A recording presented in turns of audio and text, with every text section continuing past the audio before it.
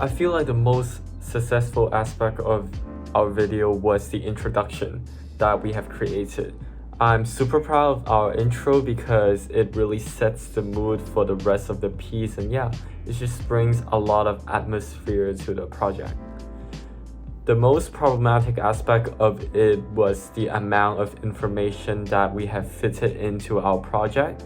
I personally think that it gets a little bit boring towards the end of our audio piece because we fitted so much information in such a short period of time. It was just quite hard for us to make it even shorter and more interesting at the same time.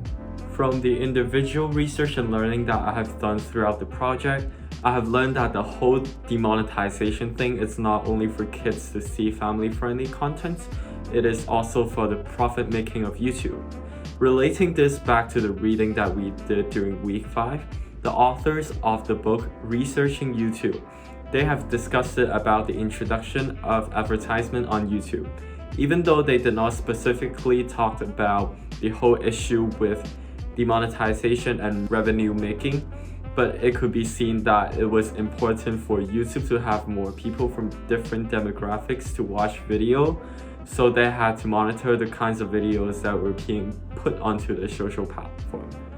Then big companies would be willing to put ads onto YouTube and profit will be generated. The most important aspect of an audio-based media is the introduction, because when you are working on a project that doesn't have visuals, you're gonna have to use the audio to attract people. And the first thing that people are going to hear is the introduction. For the audio project that our group have produced, we have created this introduction of repeating the word demonetization. I feel like it really sets the mood for the rest of the project. It's really dreamy but eerie at the same time, and I was going for that nightmare vibe. So I definitely have achieved that, so I'm glad that our introduction is not very boring.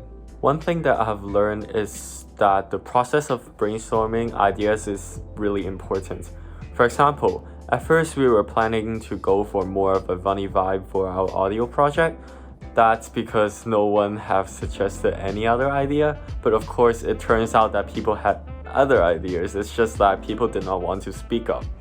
So at last, a few of us have suggested to go for the horror route, and I feel like the horror theme really fits our topic well, so we decided to stick with that. So as a media practitioner, it is important to know that there are a lot of options for ways to do things, so try to be open for them. The feedback that we got for the rough cut was that we should add more audio clips from YouTubers because our project was kind of lacking texture and changes. After hearing that feedback, we have found more audio clips from YouTube that we can add into our project. This has made the whole experience more immersive since the audience now can hear the actual specific video examples that we were talking about. Another thing that we changed was the computer sounding voiceover effects that we had. Because after we heard the feedback that day, we also feel that the computer sounding effects was kind of distracting.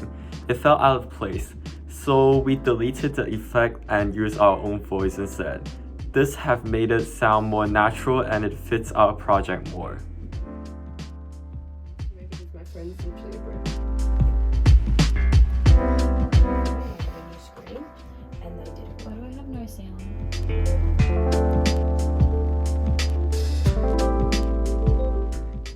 History of monetization. Backtracking to 2017, a news article published by The Times have reported that Google was putting ads to videos made by a terrorist organization.